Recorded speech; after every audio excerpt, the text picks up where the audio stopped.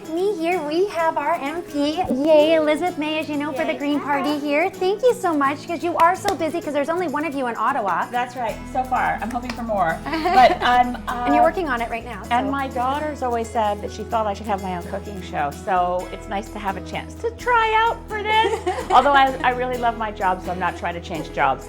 I love being a member of Parliament, totally do. Well, we like you there, because you do a lot for us. I live in your riding, so. Thank you. Yes. And I have the great honor of representing this most beautiful place, Saanich Gulf Islands.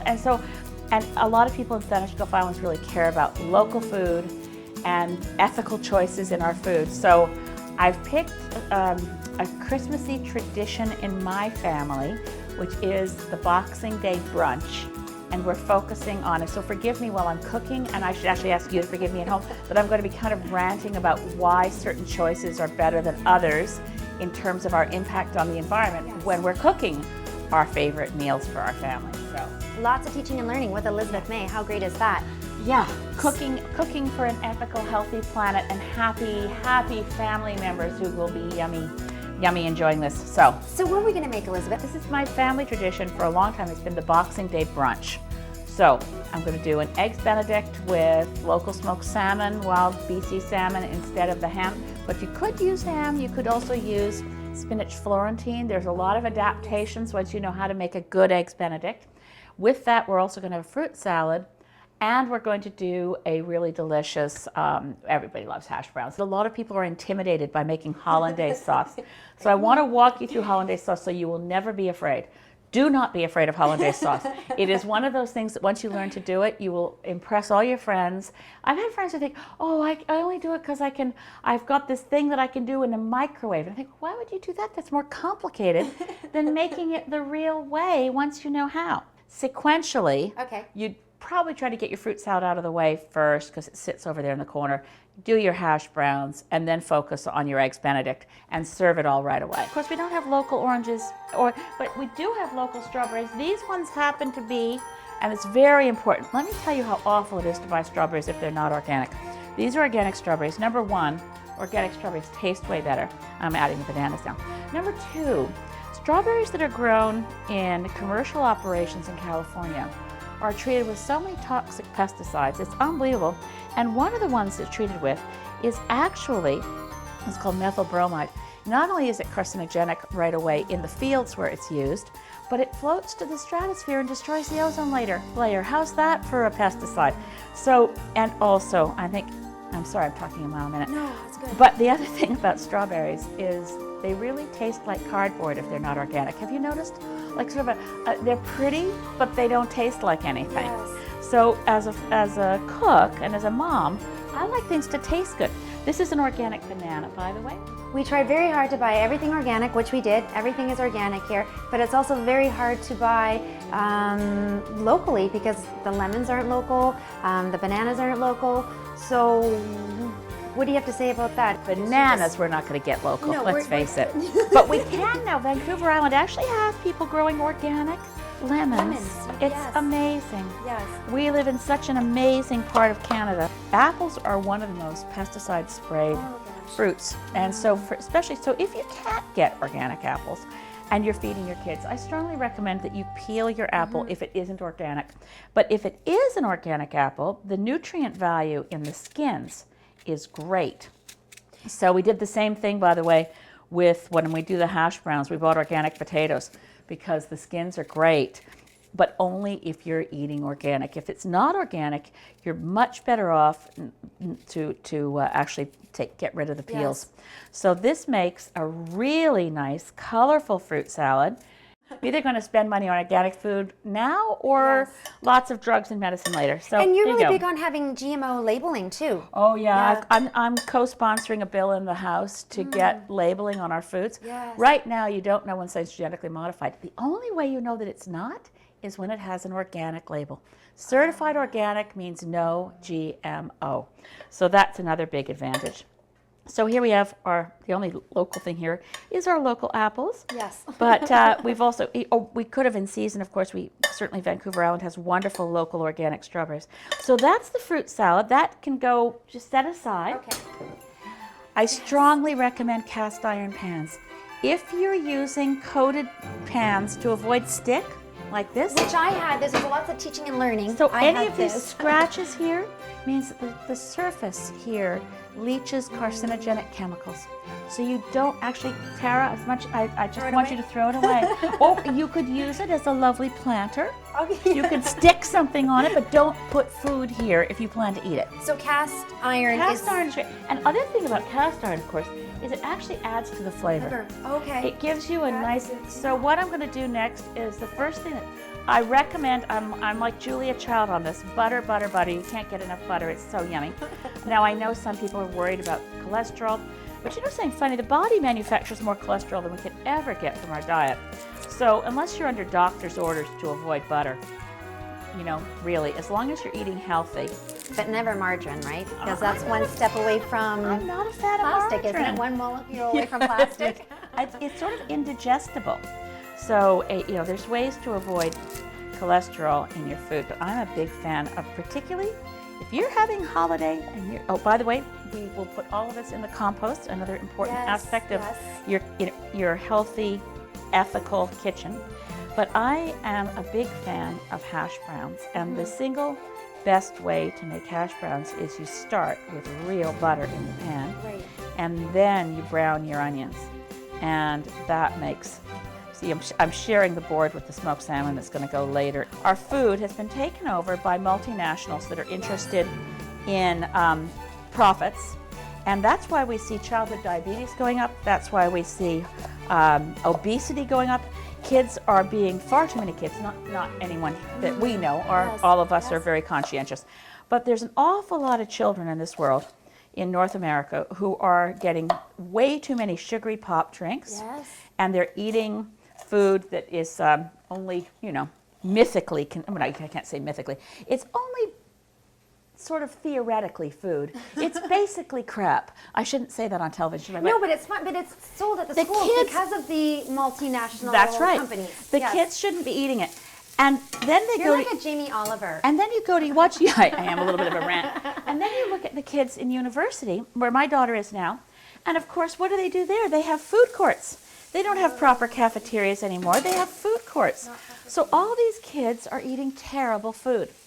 And that, unfortunately, a lot of kids don't know how to cook. I taught a whole group of grade 7 kids how to make eggs benedict to give to their mom for Mother's Day for breakfast in bed. And if I can get grade 7 kids not to be scared of hollandaise sauce, I can get you not to be scared of hollandaise sauce. Now, I'm going to get some pepper on this. It's also lovely to get fresh ground black pepper, but this is good. I'm a big fan of plenty of pepper in your hash browns. Now that's looking nice. And we have pre-prepared, which does save time. Thank you, Tara. We have organic potatoes, skins on, and in they go. And I want you to tell the viewers about the eggs, because I was very educated by the eggs as well. Well, the eggs, I'm going to just flip this a bit more. These are going to be wonderful. And you'll be amazed at how these just brown up so nicely. I'm going to turn the temperature down a bit on those now that we've got it cracking. Oh, by the way, I should say we're so lucky. This beautiful kitchen we're in belongs to friends of mine, Donald Galloway and Hester Lassard. These have the word free, but they're not free range. They're free of animal byproducts and antibiotics, all natural vegetarian diet. I know, and I thought they were good. But little caged hens don't lay as happy eggs as free range. So this one, from Don's kitchen, which I went into their fridge to get out, is a free-range organic egg. These will be a little bit more expensive. The benefit is they taste a lot better. And if you're interested about, and a lot of our kids are, how the animals are treated, where the food comes from. They're both Island Gold, they're both local, but my preference would be for these. So we're going to make our hollandaise sauce, and we're going to use this for our eggs benny.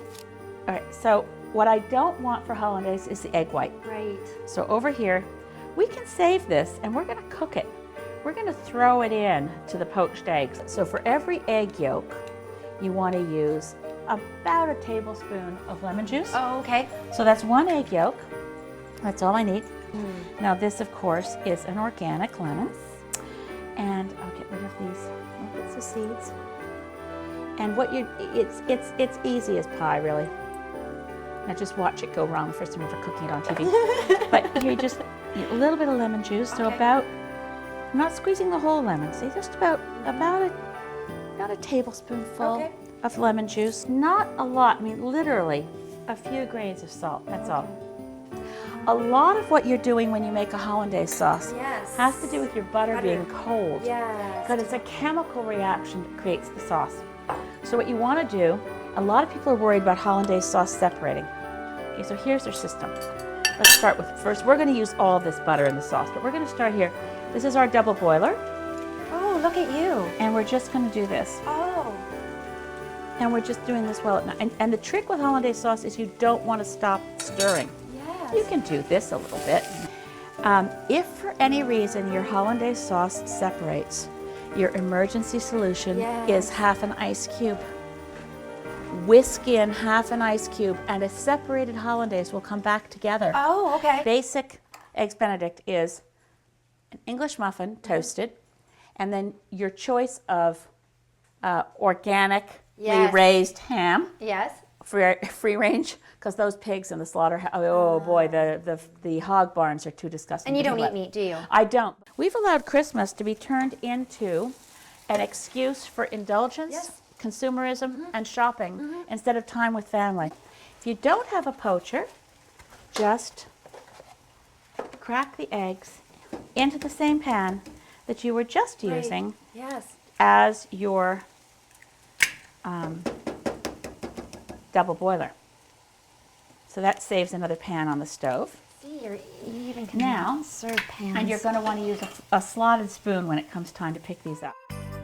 Where did the salmon go, sweetheart? Oh, the salmon is... We put it... Perfect. Oh no, don't tell me Annie ate it. Oh, did she eat it? Because it was right there. Did we... Annie, the guilty party. I had some hot water in here. I'm going to blanch the spinach. Look at you. So we're going to do, we're shifting. So for your family that are veggie, so here's putting it together. It's very easy. Just make sure that when you use a slotted spoon, you spend a little bit of time letting the water run off. And then you put it on your...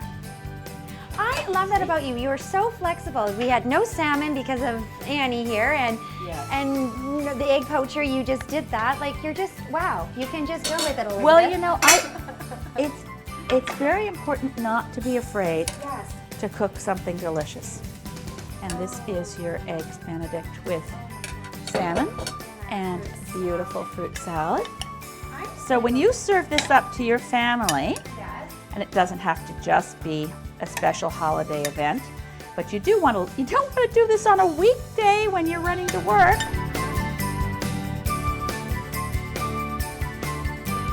So now, how do you like your hash browns? Hash browns Eggs are fabulous. Benny? It would have been improved with the smoked salmon that Annie ate. This is really, really good, Elizabeth, and I do notice the difference with the eggs. And I'm not a big egg connoisseur. Everybody has traditions, and we tend not to have a big meal during the day on Christmas Day because of not eating meat. So it's kind of an odd thing. We end up sort of grazing through the day and enjoying our prezzies and going to church and coming home and visiting and all the kinds of things you end up doing. You're a soup family? We get some turkey often from, if we're going to have a meal, from a local butcher who has fabulous quality meat. We supplement it with huge numbers of vegetables. Brussels sprouts are big, all sorts of sweet potatoes. That's basically, plus we've developed a really, really good stuffing. Oh, really? So that's a big part of it. Well, thank you so much, Dawn, for having us in your space, your beautiful kitchen here, and thank you, Hester. And Elizabeth May, always delightful to have you here. I mean, you're so much fun. You make things fun, and it was just good. The two of you, have been friends for such a long time, to come and talk and be so personable and let us in your lives. Thank you so much, Elizabeth and Dawn.